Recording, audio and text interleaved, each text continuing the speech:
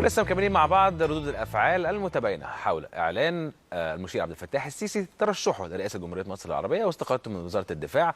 وزي ما قلنا يسعدنا يكون معانا اللواء المهندس سيد الجبري الخبير الاستراتيجي عشان نشوف رد الفعل من الناحيه الامنيه. اهلا بيك يا فندم. اهلا وسهلا. الحقيقه اول سؤال، احنا نقلق ولا نطمن من الناحيه الامنيه بعد اعلان الترشح؟ على مين؟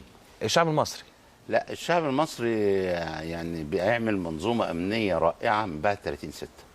قوات مسلحه قويه قادره، عندها امكانيات عاليه جدا تدريبيه، امكانيات عاليه علميه، سلاح متنوع، مع الشرطه المصريه بعد 30/6 واستعاده يعني كفاءتها ومعنوياتها العاليه، مع شعب فاهم ان هو بيحارب اكبر مشروع استعماري في القرن ال21، مشروع الشرق الاوسط الكبير. هذه طيب المنظومه الامنيه الرائعه استطاعت انها توجه ضربات قاسمه للارهاب سواء في سيناء او عموم الوطن. ما هو كنت اسال حضرتك، واحنا وصلنا لفين في سيناء؟ ده نمره واحد. ومن الناحيه الثانيه طب الارهاب برضه تطور وبقت ضرباته اقوى. لا، هو الارهاب ما اتطورش بقت ضرباته اقوى، هو الارهاب وصل للنزع الاخير في الارهاب. الارهاب بيمر بمراحل، مراحل اولى اخر مرحله فيها مرحله التفجيرات والاغتيالات والاختطاف.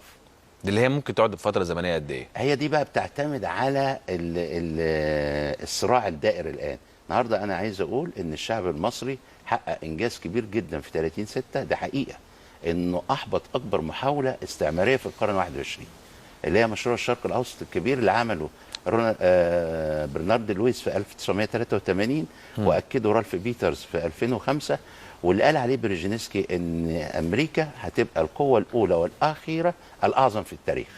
مصر، الشعب المصري عمل حاجه يعني من ورا الخيال. مفهوم. من ورا الخيال. مفهوم. وانا عشان كده عايزين نطمن اكتر الشعب المصري ده، لانه زي ما في ناس قلقانه من رد الفعل انه يحصل موجه تصاعديه من العمليات الارهابيه.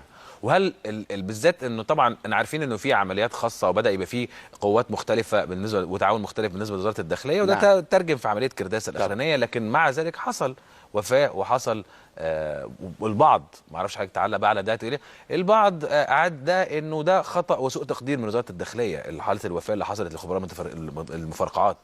هو طبعا الخبيرين كانوا مفرقعات فعلا، واحنا عندنا دايما بنقول يعني دي حادث قدري، لان هم كانوا داخلين على مخزن مفرقعات في كميات كبيره جدا من المتفجرات المتنوعه والشراكه الخداعيه. فوارد ان يكون حادث قدري، وده يعني احنا عندنا ولادنا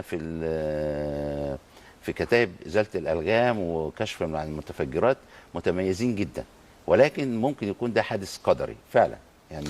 لكن ده يعني مش زي ما بعض الناس بتحاول تعيده، لانه في مشكله فنيه او مهنيه في قدرات وزاره الداخليه اللي مع اللي بيخليها محتاجه اعاده تدريب وتاهيل. لا، على فكره الاثنين كانوا قوات مسلحه ما كانوش داخليه. الاثنين العميد والعقيد مجدي رحمه الله عليهم الاثنين قوات مسلحه.